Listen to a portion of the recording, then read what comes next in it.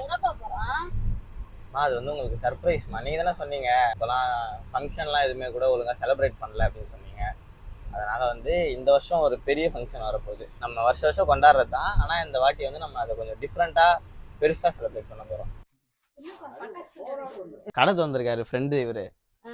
இப்போ ஃபுல்லாக நம்ம பட்டாசு தான் வாங்க போகிறோம். அடுத்த மாசம் தீபாவளிக்கு இப்பயே வாங்க போறியா?